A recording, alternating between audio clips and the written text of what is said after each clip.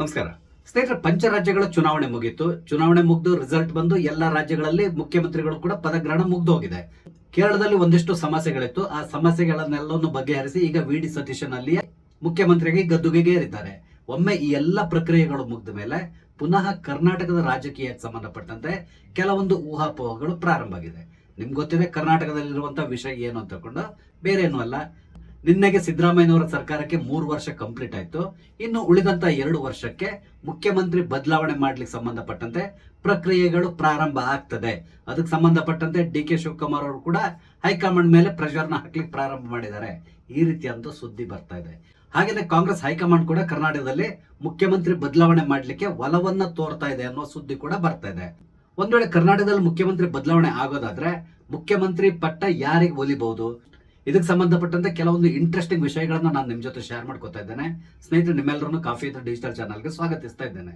ಸ್ನೇಹಿತರೆ, ಬಹಳ ದಿನಗಳಿಂದ ಕರ್ನಾಟಕದ ರಾಜಕೀಯಕ್ಕೆ ಸಂಬಂಧಪಟ್ಟಂತೆ ಯಾವುದೇ ರೀತಿಯಂತ ವಿಡಿಯೋಗಳನ್ನ ನಾನು ಮಾಡಿರಲಿಲ್ಲ. ಕಾರಣ ಏನು ಅಂತ ಹೇಳಿದ್ರೆ ಇಲ್ಲಿ ಅಂತಹ ಯಾವುದೇ ರೀತಿಯಾದ ಡೆವಲಪ್ಮೆಂಟ್ಸ್ ಗಳು ನಡೀತಾ ಇರಲಿಲ್ಲ. ಆದ್ರೆ ನಿನ್ನೆಯಿಂದ ಕರ್ನಾಟಕದಲ್ಲಿ ಕೆಲವೊಂದು ಬೆಳವಣಿಗೆಗಳು ಪ್ರಾರಂಭ ಆಗಿದೆ. ಕರ್ನಾಟಕದಲ್ಲಿ ಮುಖ್ಯಮಂತ್ರಿ ಬದಲಾವಣೆ ಆಗ್ತದಾ ಅಥವಾ ಆಗಲ್ವಾ, ಈ ರೀತಿಯಾದಂತಹ ಕೆಲವೊಂದು ಊಹಾಪೋಹಗಳು ಎಲ್ಲೆಡೆ ಹರಿದಾಡ್ತಾ ಇದೆ. ಇದ್ರ ನಡುವೆ ಖಂಡಿತವಾಗಿ ಕರ್ನಾಟಕದಲ್ಲಿ ಮುಖ್ಯಮಂತ್ರಿ ಬದಲಾವಣೆ ಆಗೇ ಆಗ್ತದೆ. ಹಾಗೇನೆ ಮೇ 25ನೇ ತಾರೀಕಿಗೆ ಇಲ್ಲಿಯ ಹೊಸ ಮುಖ್ಯಮಂತ್ರಿಯ ಹೆಸರು ಅನೌನ್ಸ್ ಆಗುವಂತ ಸಾಧ್ಯತೆ ಇದೆ. ಈ ರೀತಿಯಾದ ಸುದ್ದಿ ಕೂಡ ಬರ್ತಾ ಇದೆ. ನೀವು ಕೂಡ ಗಮನಿಸಿರಬಹುದು, ಕಳೆದ 2 ದಿನಗಳಿಂದ ಹಲವಾರು ನಾಯಕರುಗಳು ಕೆಲವೊಂದು ಹೇಳಿಕೆಗಳನ್ನ ಕೊಡ್ತಾ ಇದ್ದಾರೆ. ಅದರಲ್ಲಿ ಪ್ರಮುಖವಾಗಿ ನಿನ್ನೆ ಕೆ.ಎನ್. ರಾಜಣ್ಣ ಅವರು ಒಂದು ಹೇಳಿಕೆಯನ್ನು ಕೊಟ್ಟಿದ್ದಾರೆ. ಇಲ್ಲಿ ರಾಜಣ್ಣ ಏನ್ ಹೇಳಿದ್ರು ಅಂತ ಹೇಳಿದ್ರೆ, ಮುಖ್ಯಮಂತ್ರಿ ಬದಲಾವಣೆ ಮಾಡೋದಾದ್ರೆ ಡಾಕ್ಟರ್ ಪರಮೇಶ್ವರ್ ಅವರನ್ನ ಮುಖ್ಯಮಂತ್ರಿ ಮಾಡಬೇಕು, ಈ ರೀತಿಯಾಗಿ ಅವರೊಂದು ಹೇಳಿಕೆಯನ್ನು ಕೊಟ್ಟಿದ್ದಾರೆ. ಇವರ ಈ ಹೇಳಿಕೆಗೆ ಡಿ.ಕೆ. ಶಿವಕುಮಾರ್ ಅವರು ಟಕ್ಕರ್ನ ಕೊಟ್ಟಿದ್ದಾರೆ, ಅದು ಬೇರೆ ವಿಷಯ. ಹಾಗೇನೆ ಮುಖ್ಯಮಂತ್ರಿ ಬದಲಾವಣೆ ಸಂಬಂಧಪಟ್ಟಂತೆ ಡಾಕ್ಟರ್ ಪರಮೇಶ್ವರ್ ಅವರು ಕೂಡ ಇನ್ನೊಂದು ಹೇಳಿಕೆಯನ್ನು ಕೊಟ್ಟಿದ್ದಾರೆ. ಅವ್ರು ಏನ್ ಹೇಳಿದ್ದಾರೆ ಅಂತ ಹೇಳಿದ್ರೆ, ನಾನು ಇತ್ತೀಚೆಗೆ ಮಲ್ಲಿಕಾರ್ಜುನ್ ಖರ್ಗೆ ಅವ್ರನ್ನ ಭೇಟಿ ಮಾಡಿದ್ದೆ. ಖರ್ಗೆ ಅವ್ರನ್ನ ಭೇಟಿ ಮಾಡಿದ ಸಂದರ್ಭದಲ್ಲಿ ನಾನು ಅವ್ರ ಹತ್ರ ಒಂದು ಕೋರಿಕೆಯನ್ನು ಇಟ್ಟಿದ್ದೇನೆ. ಅದೇನು ಅಂತ ಹೇಳಿದ್ರೆ, ಒಂದ್ ವೇಳೆ ಕರ್ನಾಟಕದಲ್ಲಿ ಮುಖ್ಯಮಂತ್ರಿ ಬದಲಾವಣೆ ಮಾಡೋದಾದ್ರೆ ಯಾಕೆ ನೀವು ಮುಖ್ಯಮಂತ್ರಿ ಆಗ್ಬಾರ್ದು, ನೀವೇ ಇಲ್ಲಿಯ ಮುಖ್ಯಮಂತ್ರಿ ಆದ್ರೆ ಯಾವುದೇ ರೀತಿಯಂತ ಸಮಸ್ಯೆ ಇರಲ್ಲ. ಈ ರೀತಿಯಾಗಿ ನಾನು ಖರ್ಗೆ ಅವ್ರನ್ನ ಕೇಳ್ಕೊಂಡೆ ಅಂತೇಳಿ ಹೇಳಿದ್ದಾರೆ. ಆದ್ರೆ ಖರ್ಗೆ ಅವರು ಅದಕ್ಕೆ ಒಪ್ಪಲಿಲ್ಲಂತೆ. ನೋಡಪ್ಪ ಪರಾಮ್, ನನಗೆ ವಯಸ್ಸಾಯ್ತು, ನನಗೆ ಓಡಾಡ್ಲಿಕ್ಕೆ ಆಗಲ್ಲ, ಹಾಗಾಗಿ ಈ ಮುಖ್ಯಮಂತ್ರಿ ಪಟ್ಟ ನನಗೆ ಬೇಕಿಲ್ಲ. ಮುಖ್ಯಮಂತ್ರಿ ಬದಲಾವಣೆ ಮಾಡೋದಾದ್ರೆ ಬೇರೆ ಇನ್ಯಾರನ್ನಾದ್ರೂ ಮಾಡ್ತಾರೆ ಹೊರತು ನಾನು ಈ ಮುಖ್ಯಮಂತ್ರಿ ರೇಸ್ ನಲ್ಲಿಲ್ಲ, ಸುಮ್ಮನೆ ಇದ್ರ ಬಗ್ಗೆ ನೀನ್ ಮಾತಾಡಬೇಡ ಅಂತೇಳಿ ಹೇಳಿ ಅವರ ಬಾಯಿಯನ್ನು ಮುಚ್ಚಿಸಿದ್ದಾರೆ ಅಂತಕೊಂಡು ಡಾಕ್ಟರ್ ಪರಮೇಶ್ವರ್ ಅವರು ಖುದ್ದಾಗಿ ಹೇಳ್ಕೊಂಡಿದ್ದಾರೆ. ಅಂದ್ರೆ ಮುಖ್ಯಮಂತ್ರಿ ರೇಸ್ ನಲ್ಲಿ ನಾನಿಲ್ಲ ಅಂತಕೊಂಡು ಮಲ್ಲಿಕಾರ್ಜುನ್ ಖರ್ಗೆ ಅವರು ಸ್ಪಷ್ಟಪಡಿಸಿದ್ದಾರೆ ಅನ್ನೋದು ಈಗ ಗೊತ್ತಾಗ್ತಾ ಇದೆ. ಪಾಪ ಇದರಿಂದ ಪ್ರಿಯಾಂಕ್ ಖರ್ಗೆ ಅವರಿಗೆ ಖಂಡಿತವಾಗಿ ನಿರಾಶೆ ಆಗಿದೆ ಅಂತೇಳಿ ಹೇಳ್ಬೋದು. ಕಾರಣ ಏನು ಅಂತ ಹೇಳಿದ್ರೆ, ಒಂದ್ ವೇಳೆ ಖರ್ಗೆ ಏನಾದ್ರೂ ಮುಖ್ಯಮಂತ್ರಿ ಆಗಿದ್ದಿದ್ರೆ ಹೆಸರಿಗೆ ಸೀನಿಯರ್ ಖರ್ಗೆ ಮುಖ್ಯಮಂತ್ರಿ ಆಗಿರ್ತಾ ಇದ್ರು, ಆದ್ರೆ ಆಡಳಿತವನ್ನ ಈ ಜೂನಿಯರ್ ಖರ್ಗೆ ನಡೆಸ್ತಾ ಇದ್ರು. ಈ ಅವಕಾಶ ಜೂನಿಯರ್ ಖರ್ಗೆಗೆ ತಪ್ಪಿ ಹೋಗಿದೆ ಅಂತ ಕೊಂಡೇ ಹೇಳ್ಬಹುದು. ಇದ್ರ ನಡುವೆ ನಿನ್ನೆ ಕೆ.ಜೆ. ಜಾರ್ಜ್ ಮನೆಯಲ್ಲಿ ಒಂದು ಊಟೋಪಚಾರದ ಒಂದು ಮೀಟಿಂಗ್ ಕೂಡ ನಡೆದಿತ್ತು. ಈ ಮೀಟಿಂಗ್ ನಲ್ಲಿ ಮುಖ್ಯ ಅತಿಥಿಯಾಗಿ ಮಲ್ಲಿಕಾರ್ಜುನ್ ಖರ್ಗೆ ಅವರು ಭಾಗವಹಿಸಿದ್ರು. ಖರ್ಗೆ ಅವರು ಆ ಸಂದರ್ಭದಲ್ಲಿ ಸಿದ್ದರಾಮಯ್ಯ ಮತ್ತು ಡಿ.ಕೆ. ಶಿವಕುಮಾರ್ ಇಬ್ರನ್ನು ಕೂಡ ಕರೆಸಿದಾರಂತೆ. ಇಲ್ಲಿ ಇಬ್ರನ್ನು ಕೂರಿಸ್ಕೊಂಡು ಹೈಕಮಾಂಡ್ ನ ಇಚ್ಛೆ ಏನಿದೆ ಅನ್ನೋದನ್ನ ಅವರಿಗೆ ಕನ್ವೆ ಮಾಡಿದ್ದಾರೆ ಅಂತೇಳಿ ಹೇಳ್ತಾ ಇದ್ದಾರೆ. ಇಲ್ಲಿ ಪ್ರಮುಖ ಪಾತ್ರ ವಹಿಸಿರೋದು ಕೆ.ಜೆ. ಜಾರ್ಜ್ ಅಂತಕೊಂಡು ಹೇಳ್ತಾ ಇದ್ದಾರೆ. ನಿಮ್ಗೆ ಗೊತ್ತಿರಬಹುದು, ಕೆ.ಜೆ. ಜಾರ್ಜ್ ಅವರು ಸೋನಿಯಾ ಗಾಂಧಿ ಅವರ ಆದ್ಮಿ. ಅಂದ್ರೆ ಸಾಮಾನ್ಯವಾಗಿ ಕರ್ನಾಟಕದ ಎಲ್ಲಾ ವಿಚಾರಗಳನ್ನು ಸೋನಿಯಾ ಗಾಂಧಿ ಅವರಿಗೆ ಮುಟ್ಟಿಸುವಂತ ಕೆಲಸ ಇದೇ ಕೆ.ಜೆ. ಜಾರ್ಜ್ ಮಾಡ್ತಾರೆ ಅಂತೇಳಿ ಹೇಳ್ತಾ ಇದ್ದಾರೆ. ಹಾಗಾಗಿ ಸೋನಿಯಾ ಗಾಂಧಿ ಅವರು ಕರ್ನಾಟಕದ ಯಾವ್ದಾದ್ರು ನಾಯಕರಿಗೆ ಏನಾದ್ರೂ ಸಂದೇಶವನ್ನ ಕಳಿಸ್ಕೊಡ್ಬೇಕು ಅಂತ ಹೇಳಿದ್ರೆ ಕೆ.ಜೆ. ಜಾರ್ಜ್ ಮುಖಾಂತರವೇ ಹೇಳ್ತಾರೆ ಅಂತ ಕೂಡ ಹೇಳ್ತಾರೆ. ಅಂದ್ರೆ ಆ ಮಟ್ಟಿಗೆ ಕೆ.ಜೆ. ಜಾರ್ಜ್ ಅವರು ಕಾಂಗ್ರೆಸ್ ಹೈಕಮಾಂಡ್ ನಲ್ಲಿ ಇಂಪಾರ್ಟೆನ್ಸ್ ನ ಗಳಿಸಿದ್ದಾರೆ. ಇಲ್ಲಿ ಕೆ.ಜೆ. ಜಾರ್ಜ್ ಕೂಡ ಅಷ್ಟೇ ಸೋನಿಯಾ ಗಾಂಧಿ ಅವರ ಮನಸ್ಸಿನಲ್ಲಿ ಏನಿದೆ ಅನ್ನೋದನ್ನ ಹೇಳ್ಕೊಂಡಿದ್ದಾರೆ ಅಂತೇಳಿ ಹೇಳ್ತಾ ಇದ್ದಾರೆ. ಹಾಗಾದ್ರೆ ಈ ಮೀಟಿಂಗ್ ನಲ್ಲಿ ಏನೆಲ್ಲ ಡಿಸ್ಕಸ್ ಆಗಿರ್ಬೋದು, ಸಿದ್ದರಾಮಯ್ಯ ಮತ್ತು ಡಿ.ಕೆ. ಶಿವಕುಮಾರ್ ಇಬ್ರು ಕೂಡ ಎದುರು ಬದ್ರು ಕೂರಿಸಿ ಮಾತಾಡಿಸ್ಲಿಕ್ಕೆ ಕಾರಣ ಏನು, ಈ ರೀತಿಯಾದಂತಹ ಸಂಶಯ ಎಲ್ರಿಗೂ ಮೂಡ್ತದೆ. ಸದ್ಯಕ್ಕೆ ಬರ್ತಾ ಇರುವಂತ ಸುದ್ದಿ ಏನು ಅಂತ ಹೇಳಿದ್ರೆ, ಹೈಕಮಾಂಡ್ ಒಂದು ನಿರ್ಧಾರವನ್ನ ಸದ್ಯದಲ್ಲೇ ತಗೊಳ್ತಾ ಇದೆ. ಅಂದ್ರೆ ಅದಕ್ಕೆ ಒಂದು ಡೇಟ್ ಕೂಡ ಹೇಳಿದ್ದಾರೆ. 25ನೇ ತಾರೀಕು ಒಳಗಡೆ ಒಂದು ನಿರ್ಧಾರವನ್ನ ತಗೊಳ್ತಾರೆ. ಆ ಸಂದರ್ಭದಲ್ಲಿ ನಿಮ್ಮಿಬ್ಬರನ್ನು ಕೂಡ ರಾಹುಲ್ ಗಾಂಧಿ ಅವರು ದೆಹಲಿಗೆ ಕರೆಸಿ ಅಲ್ಲಿ ಮಾತಾಡುವಂತ ಸಾಧ್ಯತೆ ಇದೆ. ಆಗ ಹೈಕಮಾಂಡ್ ಏನೇ ನಿರ್ಧಾರ ತಗೊಂಡ್ರು ಕೂಡ ನೀವಿಬ್ರು ಅದನ್ನು ಒಪ್ಕೊಳ್ಬೇಕು. ಯಾವುದೇ ಕಾರಣಕ್ಕೆ ಯಾವುದೇ ರೀತಿಯಾದಂತಹ ಗೊಂದಲವನ್ನ ಮೂಡಿಸುವಂತಹ ಪ್ರಯತ್ನವನ್ನ ಮಾಡಬಾರದು. ಈ ರೀತಿಯಾಗಿ ಇಬ್ಬರಿಗೂ ಎಚ್ಚರಿಕೆಯನ್ನು ಕೊಟ್ಟಿದ್ದಾರೆ ಅಂತಕೊಂಡು ಹೇಳ್ತಾ ಇದ್ದಾರೆ. ಅಂದ್ರೆ ಇಲ್ಲಿ ಪುನಃ ಅಡ್ಡಗೋಡೆಯ ಮೇಲೆ ದೀಪ ಇಟ್ಟಿದ್ದಾರೆ. ಡಿ.ಕೆ. ಶಿವಕುಮಾರ್ ಅವರಿಗೆ ನೇರವಾಗಿ ಹೇಳಲಿಲ್ಲ, ನೋಡಿ ನಿಮ್ಮನ್ನ ಮುಖ್ಯಮಂತ್ರಿ ಮಾಡ್ತೇನೆ ಅಂತ ಹೇಳ್ಕೊಂಡು, ಅಂದ್ರೆ ಉಳಿದ ಅವಧಿಗೆ.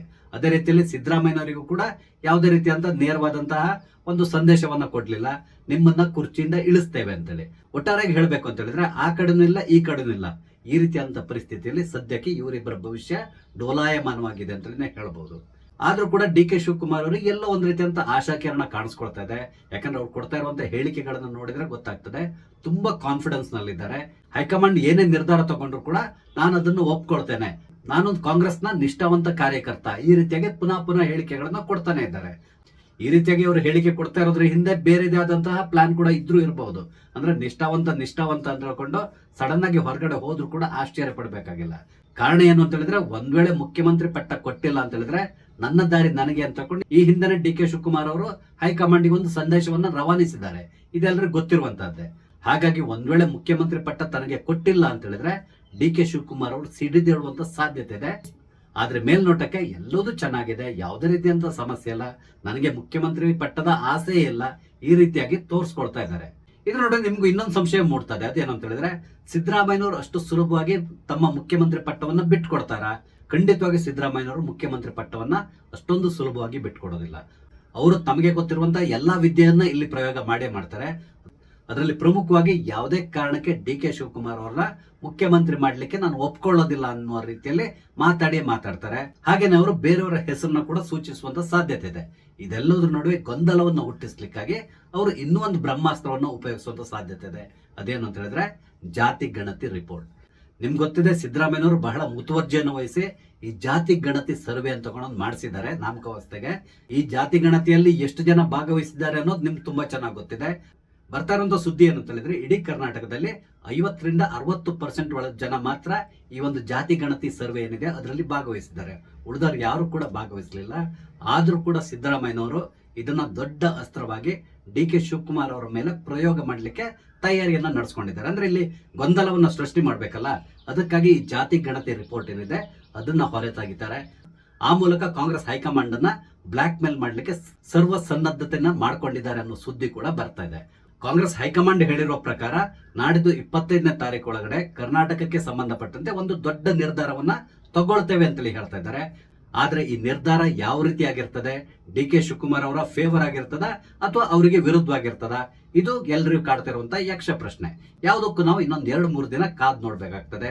ಸ್ನೇಹಿತರೆ, ನಿಮ್ಗೆ ಏನಿಸ್ತದೆ? ಈ ಬಾರಿ ಯಾರು ಡಿ ಕೆ ಶಿವಕುಮಾರ್ ಅವರಿಗೆ ಮುಖ್ಯಮಂತ್ರಿ ಪಟ್ಟ ಒಲಿಬಹುದಾ? ಮುಂದಿನ 2 ವರ್ಷಗಳ ಕಾಲ ಡಿ ಕೆ ಶಿವಕುಮಾರ್ ಅವರು ಮುಖ್ಯಮಂತ್ರಿ ಆಗಿ ಆಡಳಿತವನ್ನು ನಡೆಸುವಂತ ಸಾಧ್ಯತೆ ಇದೆಯಾ? ನಿಮ್ಮ ಅನಿಸಿಕೆಗಳನ್ನ ದಯವಿಟ್ಟು ಕಮೆಂಟ್ ಮುಖಾಂತರ ತಿಳಿಸಿ. ಹಾಗೇನೆ ಇಲ್ಲಿ ನಾನು ಹಂಚಿಕೊಂಡಂತ ವಿಷಯ ಇಷ್ಟ ಆದ್ರೆ ಲೈಕ್ ಮಾಡಿ, ಶೇರ್ ಮಾಡಿ, ದಯವಿಟ್ಟು ನನ್ನ ಚಾನಲ್ ಸಬ್ಸ್ಕ್ರೈಬ್ ಮಾಡಿ. ನಮಸ್ತೆ, ಜೈ ಹಿಂದ್.